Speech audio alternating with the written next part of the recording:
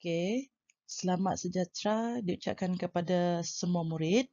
Okey, topik kita pada hari ini, okey, apa yang akan kita pelajari pada hari ini?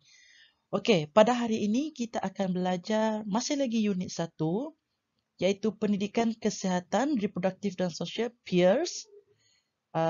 Tema topik 5.0 iaitu perhubungan dan subtopiknya adalah batas perhubungan. Okey. Murid-murid boleh buka buku teks muka surat 170 hingga 174. Okey. Kita sebelum cikgu pergi kepada slide seterusnya, okey, apa yang kamu tahu tentang perhubungan? Okey, dalam sesuatu perhubungan, apabila kita dalam sesuatu perhubungan ataupun hubungan, ada batas-batas hubungan yang kita perlu jaga. Perhubungan ini dia umum. Perhubungan ini umum. Ia boleh melibatkan perhubungan kekeluargaan, perhubungan sosial, ataupun perhubungan percintaan yang melibatkan emosi. Okey, jadi pada hari ini kita akan tengok apa batas-batas dalam sesebuah perhubungan dan nilai-nilai yang perlu diterapkan dalam sesebuah hubungan. Okey, kita tengok slide seterusnya. Okey, di sini dinyatakan 3 standard pembelajaran. Okey, yang pertama, kita akan membincangkan nilai dalam perhubungan dan batas perhubungan yang sihat.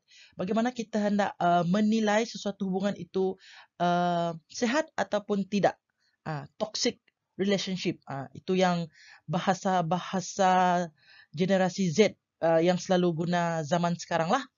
Okey, yang kedua, kita akan menganalisis cara menjalin hubungan dan mengekalkan batas perhubungan yang sihat. Bagaimana cara kita untuk menjalinkan suatu hubungan yang sihat dan bagaimana untuk mengekalkan agar perhubungan itu kekal lama. Bolehlah melibatkan banyak perhubungan yang cikgu dah bagi tahu yang pertama tadi. Okey, yang ketiga, kita akan menilai kebaikan mengamalkan batas perhubungan yang sihat dalam kehidupan seharian. Apa faedah kita memiliki perhubungan yang sihat dalam kehidupan seharian? Okey, kita tengok slide seterusnya. Okey, di sini cikgu dah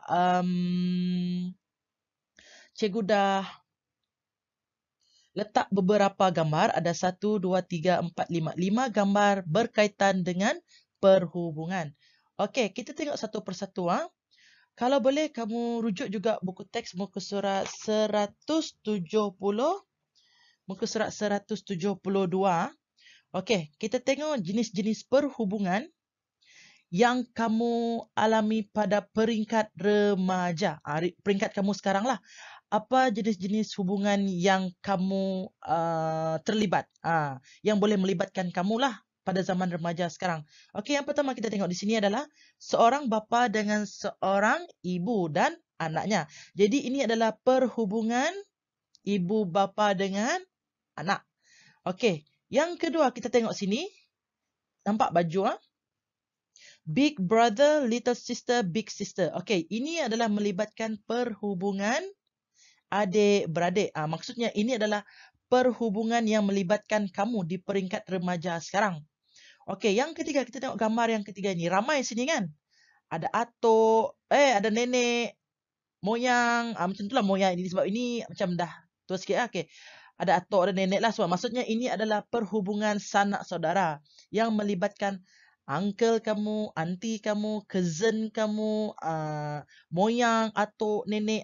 Jadi ini adalah perhubungan pertalian darah lah, maksudnya ada pertalian darah. Okey. Kita tengok pula perhubungan melibatkan kamu di peringkat remaja yang seterusnya. Nampak sini? Seorang murid mengangkat tangan dan seorang ini adalah guru. Jadi ini adalah perhubungan di antara guru dengan anak murid. Okey, seterusnya kita tengok gambar yang seterusnya. Okey, yang seterusnya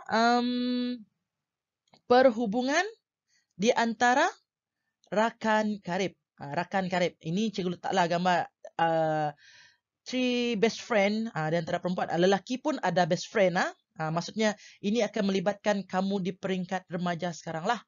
Melibatkan kamu, perhubungan yang melibatkan kamu di peringkat remaja, iaitu ibu bapa, sanak saudara, adik-beradik, guru dan rakan-rakan. Okey, baiklah, kita tengok pula slide seterusnya. Okey. Sini kita tengok. Apakah yang dimaksudkan dengan perhubungan? Apakah yang dimaksudkan dengan perhubungan? Kita tengok sini. Perhubungan dapat diistilahkan sebagai ikatan persaudaraan. Persaudaraan, pertalian darah atau perkahwinan. Okey, persaudaraan, pertalian darah ini dia melibatkan ada hubungan darah. Maksudnya di mana ayah kamu dengan uncle kamu adalah adik-beradik. Okey, itu saudara dan melibatkan pertalian darah sebab atuk dengan nenek kamu yang melahirkan ayah dengan maksudnya nenek kamulah yang melahirkan uncle dengan ayah kamu. Jadi itu melibatkan pertalian darah. Jadi kamu dengan cousin kamu adalah saudara dan juga ada pertalian darah. Atau perkahwinan. Perkahwinan dia tidak boleh melibatkan pertalian darah. Tidak boleh sesama saudara berkahwin. Maksudnya walaupun ada di antara cousin-cousin yang kahwin tapi itu tidak digalakkan sebenarnya sebab kita masih mempunyai pertalian darah yang sama. Okey, lagi apa yang dimaksudkan dengan perhubungan? Urusan yang melibatkan emosi atau seksual. Urusan yang melibatkan emosi atau seksual. Contoh macam kalau kamu di peringkat remaja tetapi tidak digalakkanlah. Maksudnya perhubungan di antara boyfriend, girlfriend. Yang melibatkan emosi lah. Yang melibatkan emosi. Kalau yang seksual ini yang melibatkan yang sudah berkahwin.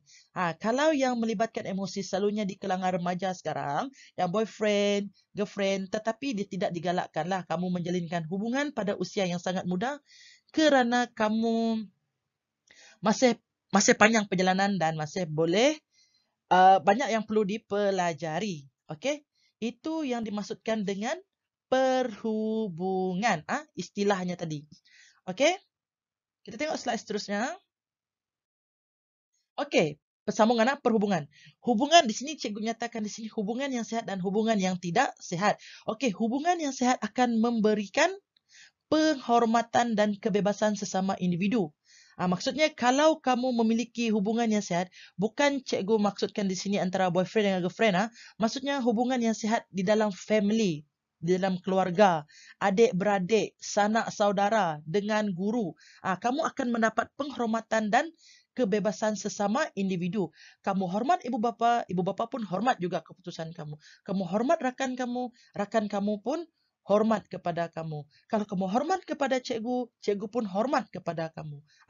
Macam itulah. Jadi apabila saling menghormati dan memberi kebebasan kepada sesama individu, jadi hubungan yang sehat dia akan bertambah erat.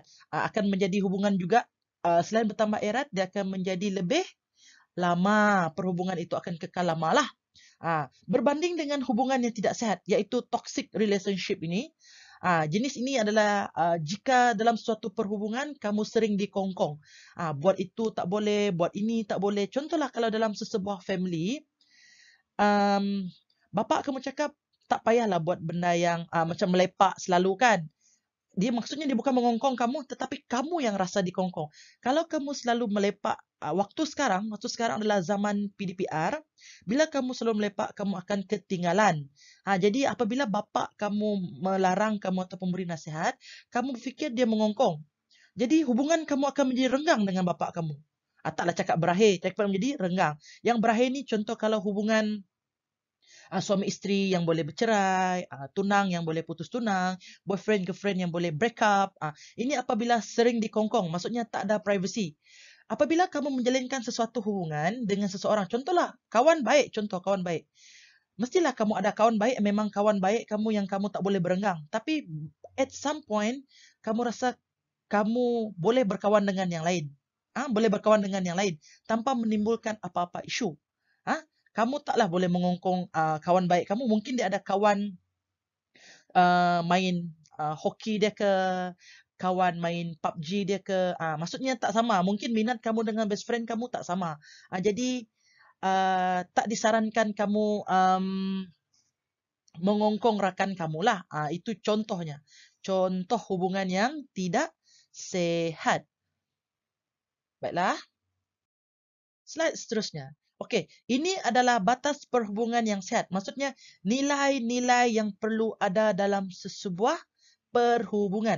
Jadi yang ini kamu boleh tengok buku teks muka surat 172. Muka surat 172, kamu akan tengok ada 7 nilai yang cikgu nyatakan di sini ada 7 nilai beserta penerangan. Maksudnya nanti kamu buat nota sekali dengan penerangan. Okey? Kita tengok yang pertama, rasa hormat. Dalam sesuatu hubungan kena ada rasa hormat, di mana kamu kena menghormati satu sama lain. Tidak melebihi batas yang tidak disukai pasangan. Maksudnya bukan pasangan sajalah. Parents, cikgu. Bila cikgu cakap no is no. Maksudnya kamu kena fikirkan baliklah apa yang baik dan apa yang buruk. Rasa hormat. Bila kamu hormat kepada cikgu, cikgu hormat kepada kamu. Once kamu hormat kepada parents, parents juga hormat pendirian kamu. Seperti yang cikgu dah terangkan pada slide sebelum ini tadi. Okey, kita tengok nilai yang seterusnya iaitu kejujuran. Yang kejujuran ini dia seiring dengan kepercayaan. Kamu hendaklah percaya kepada pasangan kamu ataupun orang yang dengan kamu berhubung. Apabila kejujuran ini perlu dalam sebuah hubungan. Kenapa? Tidak menipu dan bersikap jujur walau dalam apa situasi. Contoh kalau kamu belum siap homework, kamu bersikap jujur dengan cikgu dan bagi tahu apa masalah kamu. Apabila kamu jujur, cikgu tak akan marah. Jadi itu gunanya kejujuran. Itu apabila kejujuran kita sekarang yang tengah PDPR. Kamu begitu apa masalah kamu dengan cikgu, cikgu akan fikirkan cara yang lain untuk selesaikan masalah kamu. Itu kejujuran. Seterusnya kepercayaan. Okey, kepercayaan kita tengok amat penting dalam sesuatu hubungan sebagai tanda percaya dan mempercayai tanpa syak wasangka, tanpa rasa prejudis. Kamu percaya kepada orang yang dengan individu yang dengan kamu berhubung itu. Kamu percaya kepada dia bahawa dia tidak akan melakukan something ataupun sesuatu di luar batas. Okey, seterusnya kita tengok nilai kesaksamaan. Okey, nilai kesaksamaan adalah kalau kamu belajar moral lah, ada kesaksamaan iaitu bersikap adil. Bersikap adil. Memberi dan menerima seadanya, tidak mementingkan diri sendiri. Okey, seterusnya kita tengok pula nilai sokongan yang perlu ada dalam sesebuah perhubungan. Okey. Sokongan ini boleh terjadi dalam family lah. Contoh, apabila kamu menghadapi masalah susah atau senang, tak ada ibu bapa yang akan meninggalkan anaknya di belakang dengan ada masalah apa semua. Guru pun tak akan meninggalkan kamu di waktu susah. Yang penting kamu kena bersikap jujur dan percaya kepada guru itu untuk membantu kamu. Sama juga dengan hubungan apabila kamu berhubungan dengan rakan atau kawan kamu. Okey, itu sokongan. Okey, baiklah. Kita tengok nilai yang seterusnya itu kompromi. Kompromi adalah bertolak ansur. Untuk mendapatkan persetujuan atau menyelesaikan sesuatu masalah. Bertolak ansur. Okey. Kalau kamu tak, mungkin minggu ni kita gunalah idea kawan kamu. Contoh kamu guna idea kawan kamu. Okey, next week kan kompromi tadi kan bersikap bertolak ansur. Mungkin next week kamu cakap gunalah idea saya. Kan minggu lepas dah guna idea kamu. Itu kalau contoh kamu kompromi dalam menyelesaikan tugasan kumpulan. Okey, last sekali kita tengok. Nilai last sekali. Komunikasi berkesan. Ini komunikasi berkesan ni kamu hendaklah menjaga tutur kata, adab bila berbicara, dengan cakap dengan jelas, tidak membawa maksud yang menyindir ke apa-apa yang tidak elok lah. Itu adalah batas perhubungan yang sihat. Jadi nanti kamu salin nota muka surat 172 beserta dengan penerangan. Okey, cikgu harap jelas setakat ni ya. Itu bersama dengan penerangan lah. Okey, kita tengok slide seterusnya. Okey. Apa yang perlu dilakukan untuk mengekalkan perhubungan yang sihat? Okey, ini muka surat 173. Okey, yang pertama ini ya, berkongsi masalah. Okey, ini adalah dia punya description penerangan, iaitu tidak merahsiakan masalah. Sentiasa berkongsi dengan guru atau rakan. Kalau di rumah, berkongsilah dengan ibu bapa ataupun adik-beradik yang kamu lebih percaya. Okey, yang kedua, pergaulan antara lelaki dan perempuan. Ingat, walaupun cikgu tahu ada di kalangan kamu yang berkawan baik ataupun bersahabat baik dengan berlainan jantina, tetapi kamu hendaklah menjaga batas pergaulan. Ini ya, menjaga batas pergaulan dan tidak bergaul bebas antara berlainan jantina. Apabila kamu berkawan baik dengan berlainan jantina, batas-batas yang kamu perlu jaga adalah hendaklah tidak selalu melakukan, bukan tidak selalu, tidak akan melakukan sentuhan-sentuhan yang tidak elok. Jadi yang perempuan kamu kena tahu mana bahagian-bahagian yang tidak boleh disentuh oleh orang yang berlainan jantina ataupun setelah kamu akil balik. Okey. Okey, seterusnya kita tengok bersalaman dengan rakan. Ini bukan cikgu galakkan kamu bersalaman sekarang. Sebab sekarang kita masih di pandemik COVID-19. Jadi tidak disarankan untuk bersalaman dengan rakan. Okey. Ini untuk menjaga hubungan yang mesra dengan rakan-rakan. Kalau sebelum pandemik, ya kita bersalaman dengan rakan, fist bump, berpeluk-pelukan. Itu yang sesama jantina, bukan yang berlainan jantina. No. Okey. Itu adalah yang ketiga. Yang keempatnya adalah pergaulan antara guru dengan murid. Okey, yang ini kamu hendaklah menjaga adab ketika berhadapan dengan guru. Yang ini selalu ditekankan, jangan hilang adab. Jangan hilang adab apabila berkomunikasi dengan guru ataupun yang lebih dewasa dengan kamu. Sebab adab itu mencerminkan kepribadian kamu. Jaga adab. Apabila nak tanya soalan kepada cikgu, bagi salam, perkenalkan nama, perkenalkan diri, dari kelas mana. Sebab cikgu kadang-kadang dia tak ajar kelas kamu seorang tahu. Dia ajar banyak kelas. Jadi dia nak mengingati seorang demi seorang tu akan mengambil masa yang lama. Okey, seterusnya. Jalan menunduk di hadapan orang tua. Sentiasa menghormati orang yang lebih dewasa atau lebih tua. Kamu boleh tengok muka surat 173. Okey, yang seterusnya last sekali. Menghormati privacy, iaitu tidak menceroboh atau mengganggu hak peribadi orang lain. Apabila kamu contohlah sebelum pandemik dulu kamu lepak dengan kawan kamu letak phone atas meja. Which mean kamu adalah kawan baiknya dan kamu tahu password dia semualah. Password kepada Instagram ke, Facebook ke, Twitter ke, TikTok dia ke kan. Jangan kamu menceroboh dan kamu muat naik benda yang tidak elok. Ataupun muat naik status. Adrian cute hari ini. Itu kalau ayat yang elok lah. Adrian is cute is. Maksudnya itu comel lah. Maksudnya kalau kawan kamu nak pedajal kamu. Adrian seorang buaya. Jadi itu maksudnya kamu tidak menghormati privasi lah. Kamu dah menceroboh handphone ataupun hak pribadi kawan kamu. Okey? Itu slide tentang mengekalkan perhubungan dan pergaulan yang sehat. Okey, kita tengok pula slide seterusnya. Kebaikan mengamalkan batas perhubungan yang sehat. Di sini ada 5 kebaikan kamu mengamalkan batas perhubungan yang sehat. Okey, ini pada muka surat 174. Okey, yang pertama kita tengok. Hubungan yang sehat, dia akan dapat menggalakkan perkembangan diri. Kamu dapat berkembang dengan jayanya lah. Bukan berkembang tu kamu naik berat. Boleh juga naik berat sebab hubungan yang bahagia kan.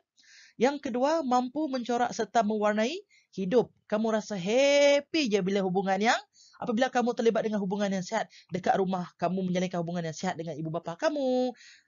Di luar pun kamu menjalinkan hubungan yang sihat dengan guru, dengan rakan, dengan cousin kamu. Dan yang ketiga, dapat mewujudkan situasi pasangan yang sentiasa menyokong kejayaan rakannya tanpa prejudis. Prejudis ini maksudnya kamu tidak iri hatilah dengan kejayaan rakan kamu.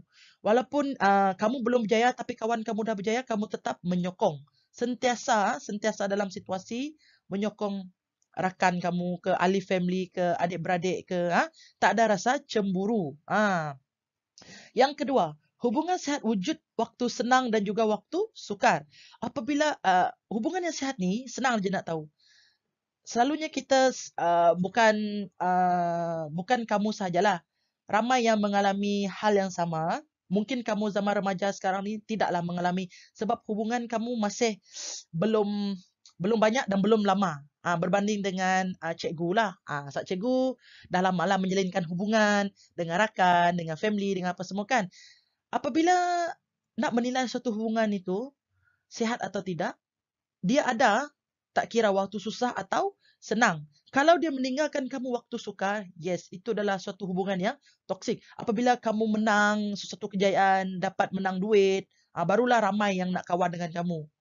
Apabila kamu perlukan bantuan, memerlukan RM1 contoh untuk memulakan modal sebagai memulakan bisnes dan memerlukan modal. Contoh, kamu mintalah RM1 seorang kan. Tak ada yang nak tolong kamu. So, itu adalah hubungan yang tidak sehat. It's a toxic relationship. Okay, yang ketiga kita tengok pula. Hubungan yang sehat membolehkan seseorang bekerjasama dan berganding bahu mencapai matlamat yang ditetapkan. Contoh cikgu bagi situasi hoki lah. Cikgu kan main hoki. Okey, contohlah. Dalam satu tim tu dia ada 5 orang yang cikgu akan turunkan untuk main lah. Jadi cikgu kena bentuk hubungan yang sehat di kalangan mereka supaya tidak berlaku perselisihan faham ataupun pergaduhan apabila mereka bermain, apabila kawan mereka tidak dapat nak buat apa yang mereka rancang. Maksudnya kena wujudkan hubungan yang sehat supaya mereka dapat bekerjasama dan berfikir seterusnya berganding bahu untuk mencapai matlamat iaitu untuk menyaringkan goal. Itu hubungan yang sehat. Kalau konteks sukan berkumpulan. Okey, seterusnya mewujudkan suasana harmoni dan gembiraan. Okey, kegembiraan dengan rakan dan keluarga. Okey, mewujudkan suasana harmoni dan gembiraan dengan rakan dan kegembiraan dengan rakan dan keluarga. Hubungan yang sehat, hubungan yang harmoni, gembira bersama semua orang. Happy, good, lucky. Okey? Dan yang seterusnya, kebaikan seterusnya akan mendapat tempat dan perhatian dalam masyarakat serta sentiasa selesa menjadi diri sendiri. Apabila kamu bukan fake, tidak hipokrit, kamu dapat menjadi diri sendiri. Suka bergurau, orang happy, kamu dapat menjadi diri sendiri apabila kamu berhubungan dengan orang lain. Sebab itu dia ada pepatah yang mengatakan, tak kenal maka tak cinta. Maksudnya kenal dulu seseorang itu, baru akan jatuh cinta. Bukan jatuh cinta sebagai boyfriend, girlfriend pun, sebagai kawan pun boleh. Bukan jatuh cinta kepada kawan. Maksudnya perasaan kasih dan sayang sebagai seorang kawan. Mendapat tempat dan perhatian dalam masyarakat dan serta menjadi selesa menjadi diri sendiri. Tidak payah fake dengan apa-apa relationship. Okey, cikgu harap kamu jelas dengan penerangan cikgu tentang topik kita pada minggu ini iaitu perhubungan. Di mana kita menilai dan menganalisis sesuatu perhubungan yang sehat dan tidak sehat. Okey? Baiklah. Okey, slide dah habis. Okey, sekian, terima kasih. Jadi, tugasan kamu pada minggu ini adalah latihan pengukuhan muka surat 175. Cikgu nak kamu menilai hubungan kamu dengan sesiapa saja. Kamu nyatakan nama dan hubungan dia. Kalau dia abang, kamu nyatalah hubungan dengan abang. Kalau dia ibu, kamu nyatakan dia adalah hubungan adalah ibu. Nanti ada apa-apa soalan boleh tanya cikgu dalam grup WhatsApp. Dan jangan lupa salin nota. Slide cikgu ni notanya dah ringkas, jadi sila tengok video sampai habis video pembelajaran kita pada minggu ini dan salin nota dalam buku nota kamu, buku latihan lah. Dan buat latihan pengukuhan muka surat 175. Okey, itu sahaja dari cikgu pada minggu ini. Diharap semua dapat memberi kerjasama. Ada apa-apa soalan sila tanya. Okey. Terima kasih kelas. Itu saja dari cikgu pada minggu ini. Bye.